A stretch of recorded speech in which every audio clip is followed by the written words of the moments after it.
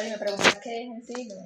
Cuando yo me meto en lo social, entonces, en investigación hermenéutica natural es un poquito sencillo, porque entonces yo digo, voy a hacer una investigación en donde vamos a la presión. Pues ya, yo tomo la presión. Y si me da 120/80, yo registro. Si yo voy a pesar, ¿cuánto pesó? 70.3. ¿Cuánto pesó? 70.3. Ahí no me pierdo. Si yo les digo, por ejemplo, ¿cuántos años tienen? Pues ¿cuántos años tienen? Ahí no me pierdo. ¿Listo? Cuando yo me meto con el concepto de la hermenéutica, comienza un tema de la interpretación que yo le doy y que yo le hago a las cosas. Entonces, esta hermenéutica, lo primero que me dice en la historia, pues como lo que traíamos, me decía, es la ciencia y el arte de interpretar escritos. Porque al inicio, la hermenéutica es cómo interpreto yo lo que está escrito. Entonces, por ejemplo, como lo dice Cabrera, entonces es yo cómo interpreto una canción. ¿Qué quiere decir la letra de una canción? ¿Qué quiere decir un poema? ¿Qué quiere decir un cuento? Yo qué veo detrás de las cosas. ¿Por qué? Porque nosotros venimos de una historia en donde el lenguaje para nosotros, el lenguaje más válido era aquel lenguaje que está escrito. ¿Listo? Antes de eso, ¿cómo nos comunicábamos?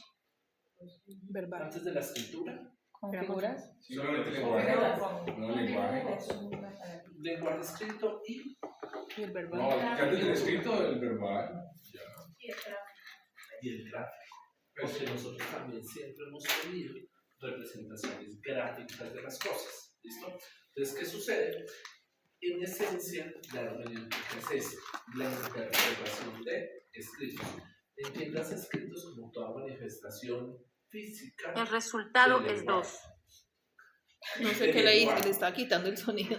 Sin embargo, en la medida que avanzamos, más recientemente, nosotros decimos que la hermenéutica no aplica solo para lo que está escrito. ¿Por qué? Porque entonces nosotros volvemos a una cosa que se llama un idioma, un lenguaje ideofonético. ¿Qué es el lenguaje ideofonético? Lo que yo pienso Fonética es como el sonido Ajá. de un video, sería una idea. Busquemos ahí, ¿qué es ideofonético? Lo que yo no se tengo. transmite, ¿no? Del pensamiento, lo que yo pienso, cómo lo transmito. Sí, pero más aterrizado, porque lo escrito también, es yo como lo pienso y como lo escribo. ¿Videofonético? Pero pues de forma verbal. Al hablarlo, al expresarme. Fonética es de. No tanto por ahí. Dice, es la escritura de las ideas. Un instrumento de comunicación de los chinos que se empleaba para transcribir las 7 lenguas principales. Dice que simplifica el código gráfico y explota las posibilidades lúdicas de las letras de manera creativa. Léame eso otra vez. La escritura ideofonética simplifica el código gráfico y explota las posibilidades lúdicas de las letras de manera creativa.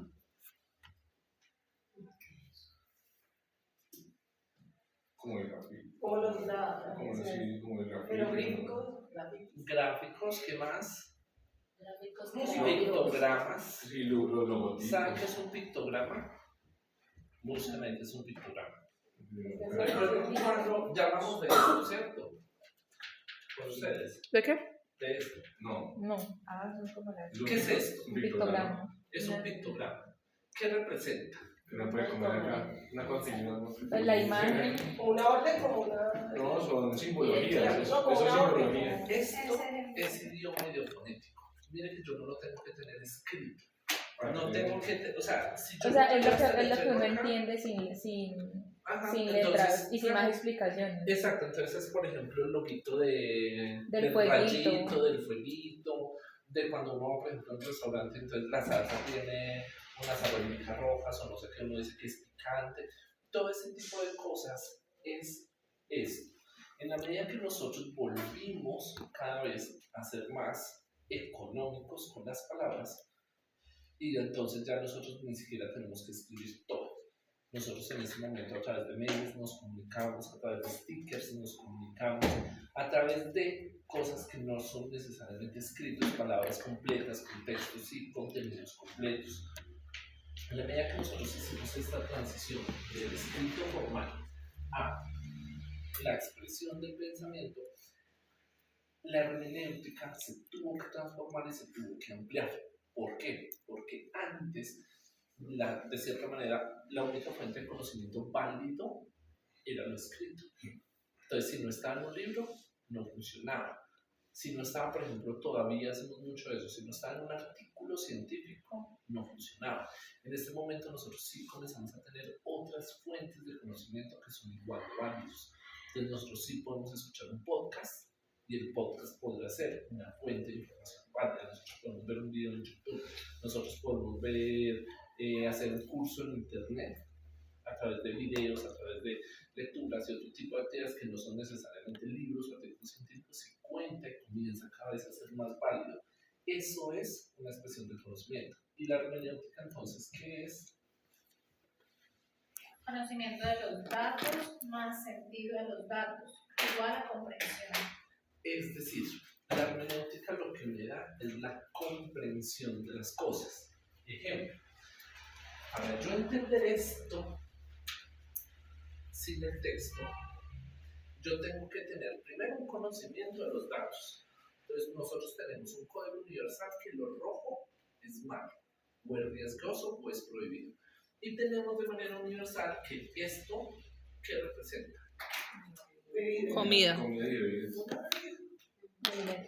Oficialmente sería simplemente un vaso, podría estar vacío, pero nosotros, cuando decimos conozco los símbolos y los sentidos, eso tiene un líquido. ¿Y acá qué tengo? Una comida. Entonces, ¿qué me dice esto? ¿Qué sentido le doy a esto? No puede comer ni beber. Prohibido comer. O sea que está muy de la mano. Es más como una ciencia social que natural. Es más como no. Es una ciencia. Usted acaba de llegar al punto. La hermenéutica es precisamente para ciencias sociales, no para ciencias naturales. Porque en la ciencia natural no hay interpretación. En la ciencia natural, si usted pesa 70.3, pues son 70.3. Pero acá, entonces yo puedo decir, para nosotros funciona. No sé si, por ejemplo, si yo cojo a alguien de la India, el letrerito significa lo mismo. Porque ahí es donde pongo el otro ejemplo. Pero se supone que hay cositas que son universales. No, pero por ejemplo el color. Exacto, hay cosas que son universales. Por ejemplo, la de eso. salida de evacuación, el Pero de aparece la peligro. otra. ¿Esto qué representa para ustedes? Área andina. Esta Área andina. área andina. ¿Será que si yo cojo a alguien de Chile, representará lo mismo? No. Puede ser una I, para mí puede ser una I. Porque ya es más específico.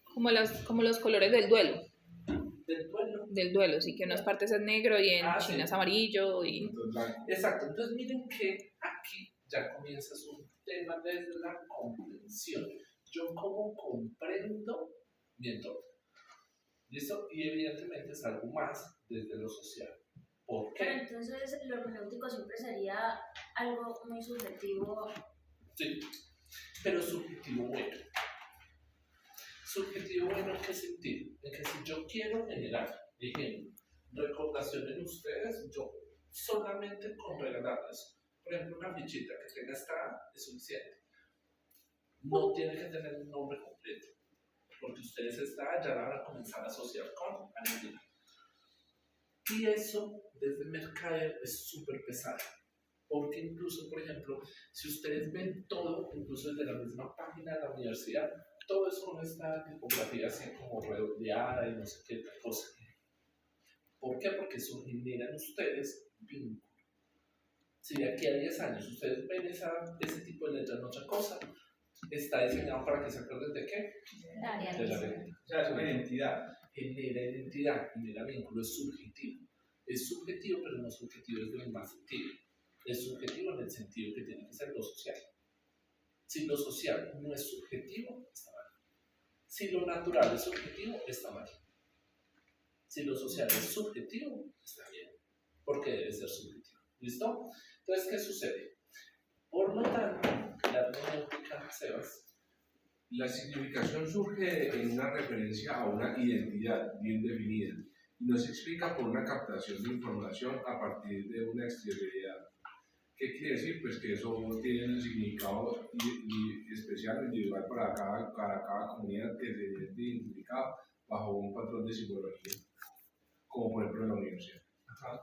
Porque dice que no se explica a través de una exterioridad. ¿Qué es Porque una la exterioridad? no significa nada en particular así, sino pues ya dentro de un contexto y bajo ciertos patrones se puede interpretar como logotipo de acá. Listo. ¿Se acuerdan que ahorita decíamos que la experiencia del sujeto cognosciente es fundamental en la investigación social?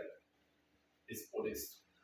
Porque la experiencia del sujeto cognosciente debe ir amarrado a yo entender esa identidad. Si yo no entiendo esa identidad, voy a ser considerado como una externalidad, un externo, y por lo tanto no podré ser tan preciso o tan enfocado al momento de hacer mi ejercicio hermenéutico. Entonces, ¿qué sucede? La hermenéutica en esencia es constructivista. ¿Qué quiere decir constructivista? Busquemos ahí. Que se va construyendo con más Sí, pero más relaciones. profundo.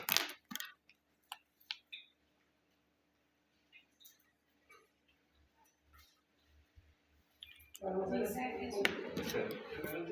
Sale ese constructivismo. Es una teoría del aprendizaje y una corriente pedagógica que postula que el conocimiento no se recibe pasivamente, sino que se construye activamente a través de la interacción con el entorno y la experiencia, siendo el estudiante el principal constructor de su propio aprendizaje. Listo. Entonces, ¿cómo eso aplica en el contexto de lo que venimos hablando? Porque no venimos hablando de pedagogía, venimos hablando de investigación. Entonces, ¿cómo aplicaría ahí? O sea que ahí sí tuvieran en cuenta al sujeto, Conociendo. cognosciente, porque tiene que ver con la experiencia que vive la persona. Está hablando como del carácter cognitivo de la persona, o sea, cómo puedo yo ver las cosas desde mi punto de vista, pues lo pienso yo. Sí, pero más precisamente, Pues si hablamos de constructivista, habla como de que estoy construyendo algo por medio del conocimiento que estoy adquiriendo, que es la parte consciente, como en el tema de... Dice que el aprendizaje debe ser continuo y debe estar en constante movimiento. Y que nosotros tenemos que tener, aparte de recoger como información, tenemos también que rotarlo, o sea, enseñarle, circularla. circular. Sí, pero vuelvo a la Más misma como pregunta. es Si más- no lo veo desde la pedagogía y lo veo desde la investigación, ¿qué implica que esta investigación histórico-hermenéutica sea constructivista? Que parte de una base previa. Que ya hay algo- Pero primero que luego allí... Pues hay una base previa de conocimiento, de saberes, de ese tipo de cosas. Ajá. Y a partir de ahí genera nuevos, o sea, tiene un material de insumo que ya está, Ajá. y con la ideología, la relación con el entorno y todo como lo del sujeto que va a estudiar, empieza a construir nuevas cosas, como lo que estamos haciendo aquí. Usted para enseñarnos parte de que todos tenemos una base previa en algo para ayudarnos a llegar a una nueva información. Vuelvan a leer la que usted tiene, pero en cada parte que me diga. Estudiante de aprendizaje, habla de investigador y desarrollo de la ciencia. Teoría del desarrollo de la ciencia en una corriente pedagógica, si la sigo. Investigativa. Teoría del desarrollo de la ciencia en una corriente investigativa que postula que el conocimiento no se recibe pasivamente, sino se construye activamente a través de la interacción con el entorno y la experiencia. Pausa. Entonces, ¿qué nos dice? En la investigación empírico-analítica, recuerden, decíamos, no me interesa la experiencia del sujeto conociente, yo puedo ser pasivo. Recordemos el ejercicio de frío. Yo ahí no estoy interactuando con nada. Yo no tengo ni idea, o sea, ni siquiera podré saber cuál es la diferencia entre un frijol y un garbanzo. Pero el frijolito salió la raíz y salió la raíz. Yo soy un sujeto pasivo en ese desarrollo. ¿Listo? Esa es una de las grandes críticas a la investigación empírico-analítica, incluyendo los estudios clínicos donde residuos aleatorizados, no sé qué. Uno es como investigador, es un sujeto pasivo frente a la ciencia, porque yo en realidad lo que estoy haciendo es observando qué pasa. Entonces tengo un medicamento nuevo ¿Y yo qué voy a decir? Quiero saber si hago la presión. Yo no interactúo con ese medicamento, yo no interactúo con esa presión. A usted le doy el medicamento y a usted le doy el medicamento y en 3 meses miro si le bajo o no le bajo la presión. Soy pasivo frente a eso. Cuando yo digo que es constructivista, la historia hermenéutica me dice es que usted no puede simplemente sentarse a mirar a ver la gente qué hace. Y entonces sentarse a mirar a ver si la gente come o no come en los salones, a pesar que tiene el letrero en el salón. Usted no puede ser pasivo. Usted tiene que ser activo frente a su proceso investigativo. ¿Listo? Y estar constantemente moviendo ese conocimiento. ¿Listo? Lo que ahorita en la histórica hermenéutica se nos decía que es que nosotros debíamos cuestionar porque debía ser falseable, aquí lo que nos dice es, el constructivismo me dice, usted constantemente también tiene que estar moviendo ese conocimiento. Nosotros llevamos muchos años, por ejemplo, con ese pictograma de la comida de la gaseosita de la hamburguesa. ¿Será que lo debemos cambiar? Volviéndolo como dinámico. Haciéndolo dinámico, participativo. Bien. Entonces, es en esencia, obviamente, cualitativa. Aquí la estadística no aplica. ¿Listo? Todo lo que ustedes van a ver de estadística en investigación, ¿cuál? No me sirve. Porque el enfoque es diferente. Es humanístico interpretativo. ¿Qué querrá decir humanístico interpretativo? Estoy estudiando cómo piensan las personas antes de, digamos, de meterme como a juzgar o a de pronto enseñarles la otra visión de ese. Y debo hacer un ejercicio de interpretación de el otro. Entonces, aquí siempre pongo el mismo ejemplo. Resulta que llega a consulta una señora, 73 años, ha venido a consulta con ustedes hace muchísimo tiempo. Y siempre súper arreglada, súper elegante, con el vestido, el maquillaje, las uñas, el bolso, todo. Hace 2 semanas, 2 meses, se le murió el esposo. Y llega hoy en pijama, en pantuflas, desarreglada, despeinada, mal. Y usted le dice, ¿cómo está? ¿Cómo le ha ido la muerte del señor? Súper bien, doctor. Yo no tengo nada. Interpretativamente, ¿les cuadra o no les cuadra lo que dice? No. Eso es un ejercicio interpretativo. No soy directo. Trato de ser precisamente interpretar lo que le está diciendo el otro. ¿Listo? Y a veces desde la expresión física o a veces desde el mismo discurso. Puede decir una cosa, pero usted sabe que se debe interpretar otra diferente. Es fenomenológico. ¿Qué quiere decir fenomenológico? Busquen ahí. Que se basa como en lo que pasa. En lo que pasa, no. En lo que ya pasó. ¿Listo? Lo fenomenológico tiene un principio que vamos a ver en la siguiente clase cuando veamos fenomenología. Lo fenomenológico quiere decir que es basado en lo que ya pasó. Como en la experiencia vivida de las personas. En la experiencia vivida. Anótense en esa. ¿Listo? Porque lo fenomenológico es experiencia vivida. Y esa es algo que vamos a desarrollar más en la otra clase. ¿Listo? Por eso se llama histórico hermenéutico. Porque yo no puedo hablar y definir desde lo que no ha pasado. Es lo que ya pasó en tiempo pasado, pero es histórico. ¿Listo? Es naturalista. ¿En qué sentido? Y no es en el sentido de que no estamos hermanos y tengan muchos talentos. ¿Por qué se ríe así? No, estoy poniendo cuidado. Está intrusivo. ¿Qué es naturalista? Como relacionado al entorno del medio ambiente. Con respecto al entorno de las personas. Sí, es basado en el entorno. ¿Listo? Es lo que sí hay. ¿Listo? Recuerden, la investigación igual sigue siendo factual. Sigue siendo basada en hechos. ¿Listo? ¿Que no interpreta esos hechos? Sí. Pero sigue teniendo que tener este contacto con lo real. Porque así sea investigación social, y así yo mire los símbolos y los significados y las interpretaciones, pues tiene que ser sobre algo real. Yo no puedo hacer un ejercicio investigativo social con Sofía.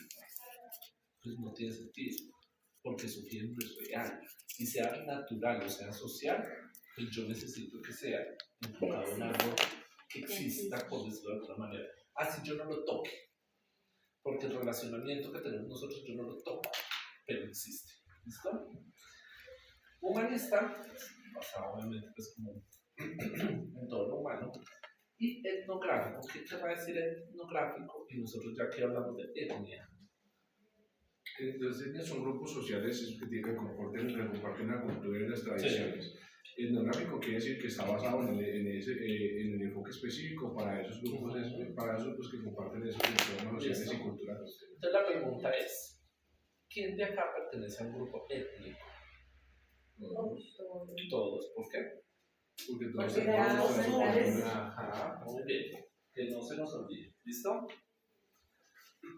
Entonces, ¿qué sucede? O sea que la categoría que uno dice que al grupo demográfico, otros, no es que uno no esté en uno, sino que es uno como los generalitos. Otra vez repita la pregunta, pero despacio. Es que cuando uno va a hacer alguna encuesta o Sí. registrar una defunción, dice ¿a qué grupo demográfico pertenece? No, ¿qué grupo étnico? Ah, ya. ¿Listo? Porque la etnia es Porque le pregunto a usted si es ROM, si es, y bueno, tiene varias Ajá. categorías, y uno, pues generalmente uno es otros. Sí. Pero en el sentido, ahí está muy enfocado como en el sentido de la etnia tradicionalmente vista, no la etnia como la entendemos ahora, Ok. que todos somos subgrupos sociales diferentes. Entonces, ¿qué sucede? Cuando nosotros estamos hablando de histórico hermenéutico, el tema de los fenómenos relacionales, los procesos comunicativos y la tradición de la historia son como esa base, son como ese punto de partida. Cuando yo voy a hacer un ejercicio hermenéutico a nivel investigativo, debo partir de cualquiera de estos tres y vamos a hablarlo en este grupo. ¿Listo? Mencióname fenómenos relacionales que hayan ocurrido ya en este grupo. El establecimiento de roles, el que es el recochero, el que es el responsable, el que es el cuidador. Ya hay relaciones claramente definidas y establecidas. Procesos comunicativos. Las reuniones de Teams, pues los medios como nos Sí, comunicamos, por los todos los medios grupos por comunicados. WhatsApp. El tema del grupo de WhatsApp, el tema de que entonces cómo se pide la palabra en el grupo, el hecho de que yo ya, si pongo una diapositiva, yo ya señalo a alguien o menciono el nombre de alguien, ustedes ya saben qué tienen que hacer. ¿Listo? Entonces son procesos comunicativos ya definidos. Y temas de tradiciones e historias. Por ejemplo, Hay historias con el pinche, hay... el Día de la Mujer. No, pero en este grupo. O sea, la carga histórica que traemos cada uno de Sí, los miembros, no. ¿no? O lo que hemos tradiciones se han construido en este grupo. la forma en la que nos sentamos, que vamos a desayunar a la panadería, Exacto, mire que ya comienzan a hacer. pasarle las fichitas al, Investigaciones que a las niñas. Ajá, por ejemplo. El cumpleaños. Entonces, ¿qué sucede? Todo esto me lleva a construir y reconstruir una identidad sociocultural. ¿Listo? Si en este momento, porque a veces pasa, por ejemplo, cuando en segundo entra un estudiante nuevo por cualquier motivo, chilla con esto. Porque ustedes ya, si en 2 fines de semana ya se han construido identidades socioculturales, pues en un semestre va a ser mucho más marcado. Entonces, cuando llega alguien a segunda así de la nada, es como. O sea, es difícil, la dinámica es de pronto incómoda, entonces es como de. Entonces, bueno, vamos a trabajar. Entonces, lo primero que ustedes pensaron es. No, yo no quiero que salga nada, porque ya tenemos una dinámica. Comienzan este tipo de temas. ¿Todo para qué? Para buscar la transformación. Entonces miren que la hermenéutica pública tenía el ejercicio de la comprensión, pero cuando yo ya hablo del histórico hermenéutico tengo un fin de transformación. Y acá viene la pregunta, ¿cuál es la diferencia entre el cambio y la transformación? El cambio sería como una remodelación. No, la La transformación. transformación, la remodelación. Y el cambio es como ya definitivamente, es como mejorar un llevarlo patrón a otro nivel. El cambio es suplir una cosa por otra, la transformación es partir desde lo creado. El cambio es como modificar algo y adaptarse a nuevas circunstancias que hay en algún espacio, digamos en un espacio. Y la transformación es como mezclarse como con las creencias que tienen las demás personas y digamos, ¿no? Yo tengo como un ejemplo, pero no es yo me mudo de casa, Sí. pero yo remodelo mi casa. O sea, yo transformo la casa, le cambio las cosas, pero digamos el cimiento donde parto es mismo. Sí. Pero cambiar es, yo estoy en un punto B y cambio otra cosa completamente, que es el punto A, mi cambio de casa, Por otro ejemplo, barrio, las transformaciones- o así. A ver, Gabriela. ¿Cómo fue que usted dijo ahorita?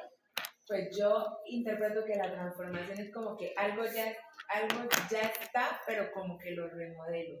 Pero el cambio es que definitivamente lo que ya estaba no va a ser igual. O sea, puede que transmita lo mismo, pero no es O sea, de la es misma como así, manera. pero no, o sea, la transformación no es mejorar, sino cambiar ya del todo algo, incluyendo creencias o sea, algo que ya está, ¿cómo le explico?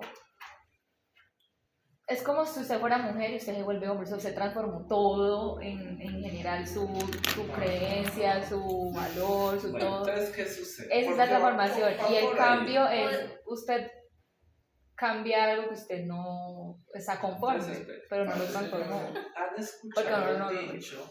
¿Han escuchado el dicho? Aunque la mona se vista de seda, mona se queda.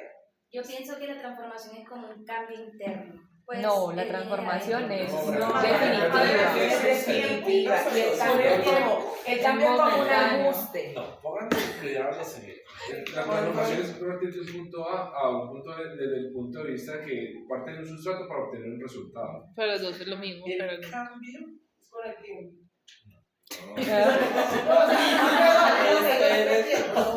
que no, hombre, que mejor dicho que nos quedemos calladitos un ratito. ¿qué sucede? El cambio es algo que normalmente se define como momentáneo.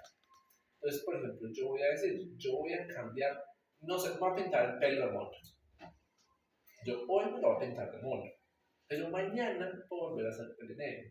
Y pasado mañana puedo hacer pelirrojo y tras pasado mañana me lo puedo pintar de verde, de azul y de lo que sea. El cambio es reversible. La transformación no. es irreversible. Independientemente de si es porque me cambié el sexo, porque fue un cambio interno, porque lo que sea, en la transformación no hay regreso. En cambio, sí hay regreso. ¿Listo? Entonces, miren, cuando yo digo que es con la investigación empírico-analítica, es que histórico-hermenéutica, yo lo que busco es transformar ¿qué? Eso de allá. Busco transformar fenómenos relacionales, procesos comunicativos o tradiciones históricas. No son cambios que yo vaya a proponer en los cuales se puedan revertir. Ejemplo, yo no busco identificar, por ejemplo, si la presión baja o no baja con un medicamento. Si yo suspendo el medicamento mañana, puede volver a subir. Son cambios que son entre comillas reversibles. Yo acá lo que quiero mirar y evaluar son qué transformaciones han ocurrido. Entonces pongo un ejemplo. En algún momento de las vidas, ustedes van a coger la costumbre de que ustedes no van a salir ni a estudiar ni a trabajar sin un computador. Diferente, por ejemplo, a los de seguridad y salud. Porque hasta el último día yo les tenía que decir, si vienen a clase de investigación, traigan los computadores porque vamos a trabajar. En epidemiología yo no tengo que hacer eso. En segundo, ustedes ya saben, nadie les tiene que decir. Y ya en segundo, ninguno de los profesores les tiene que decir. En este momento yo todavía los tengo que decir, los tengo que recordar. ¿Por qué? Porque me interesa es poder definir estas transformaciones. Sí.